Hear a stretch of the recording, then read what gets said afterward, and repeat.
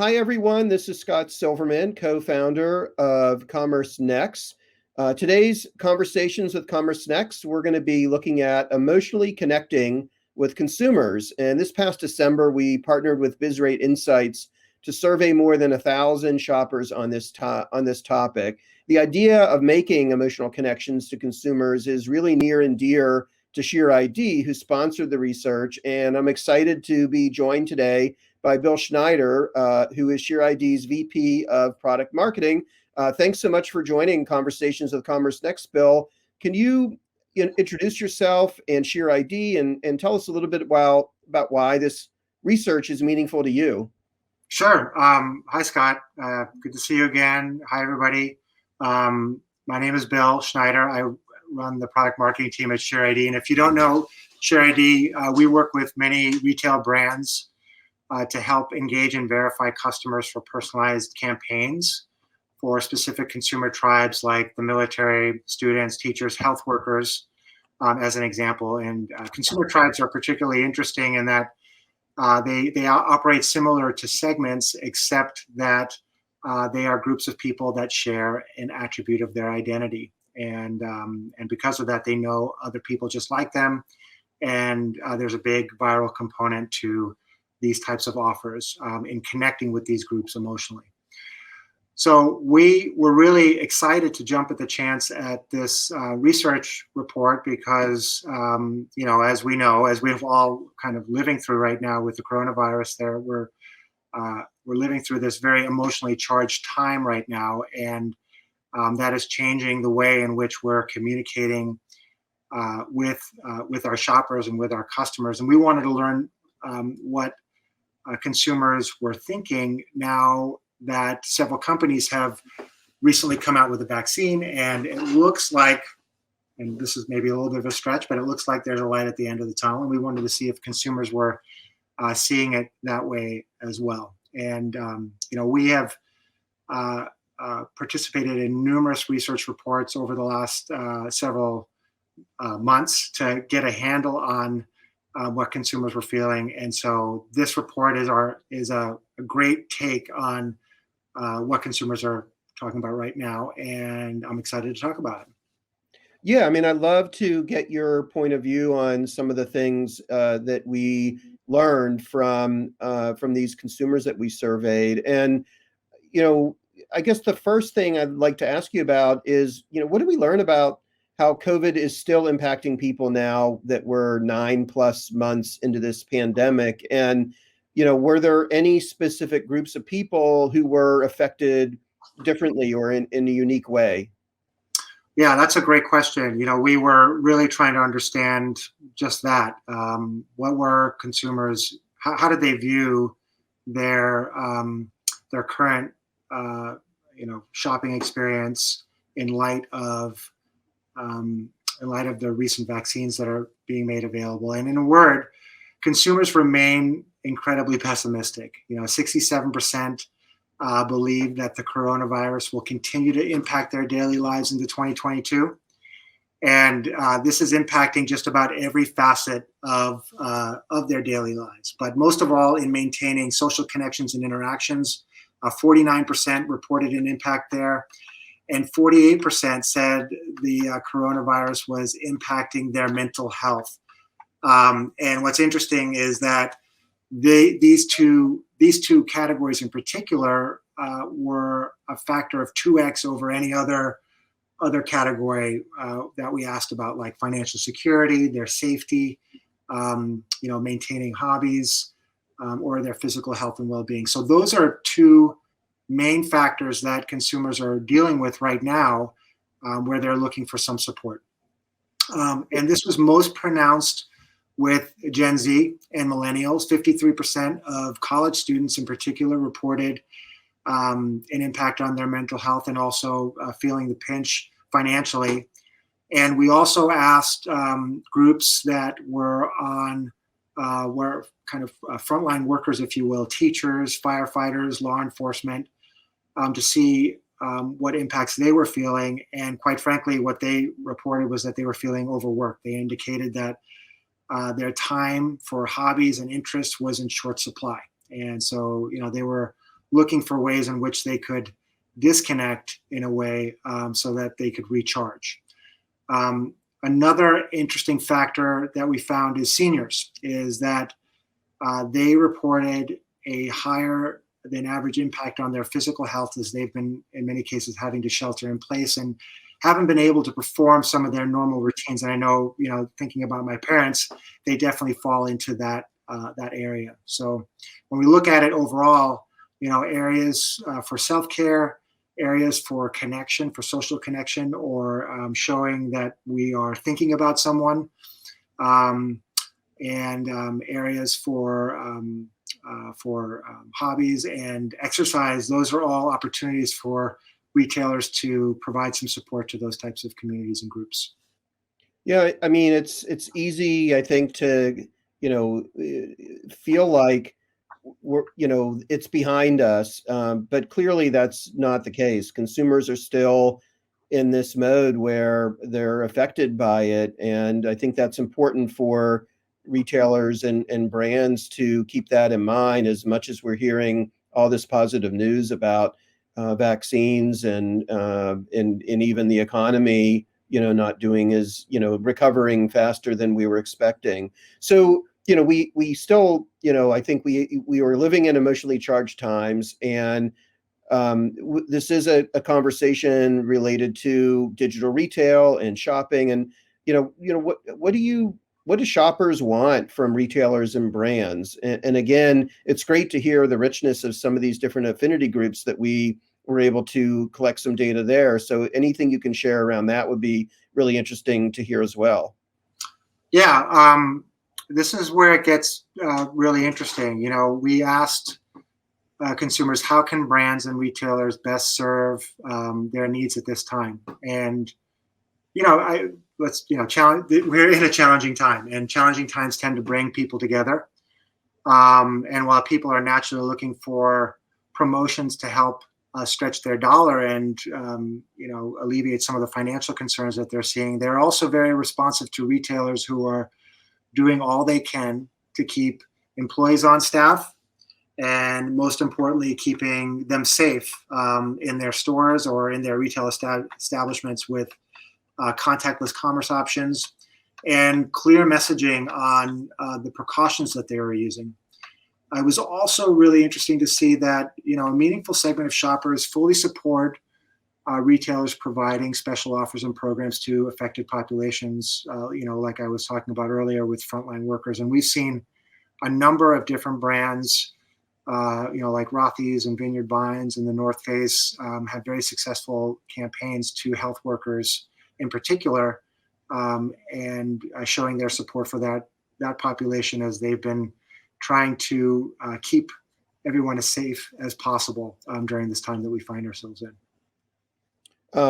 Great. That's really interesting as well. And what we've learned and what you've been explaining helps us see how shoppers are impacted by COVID, and they've kind of specified a little bit about what they want from retailers and brands. And one of the big buzzwords right now is purpose-driven brands, and that seems to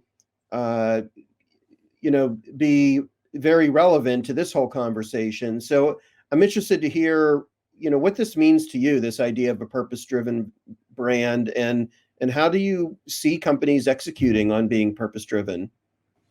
Yeah, I mentioned in the last question there that we're in a challenging time right now, and challenging times provide opportunities for leaders to come forward and talk about how they're supporting the community. And we know, that being a value-driven brand or values-driven brand or purpose-driven brand has been part of the discussion now for the last 12, 18, 24 months, as Gen Z in particular has added that conversation or that aspect into the conversation of being a great retailer. And now that topic is taking on new meaning as consumers from all stripes are looking for retailers to to support the community and really have a contextual response to what's going on right now. So we ask consumers very specifically about what does that mean to them? What does purpose-driven mean to them? And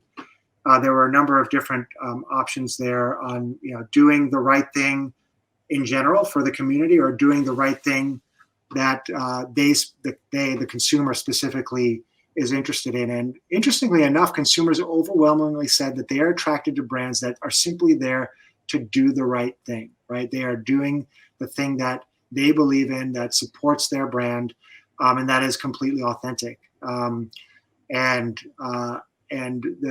you double click into that response, they are saying that they're looking for retailers that stand for something bigger than just the products that they sell, that follow ethical and sustainable business practices and are open and transparent and treat employees well. Those are the 4 factors that were head and shoulders the top considerations for consumers. And I think, this is really a vote of confidence that consumers want retailers to be explicit about their values and demonstrate how their retail brands support the community. And we know that, there's lots of great examples that are on multiple sides of the spectrum from, I think we all know about the Nike, and are familiar with the Nike's campaign, the Colin Kaepernick campaign, where they took a very active stance on social justice and got a lot of awareness on that, and had a great message to other programs like Lowe's that is really there to support, has a strong message for the military, and LL Bean to the great outdoors and getting outdoors. And I think this is an opportunity for brands to understand what are their core brand attributes that they can then communicate into the broader community and into their retail establishment. That's the opportunity that sits in front of retailers today. Well, it's certainly heartening to hear consumers say that they're looking out for the greater good, and it's not just all about them and what have you done for me lately. So that's nice to hear, given everything that we're all living through right now. I mean, we also know from this report that there are some groups of customers that if you don't execute in the right way, and if you don't show that you are doing the right thing, there could be some negative consequences. And I'd love to hear you share a little bit about what we learned there.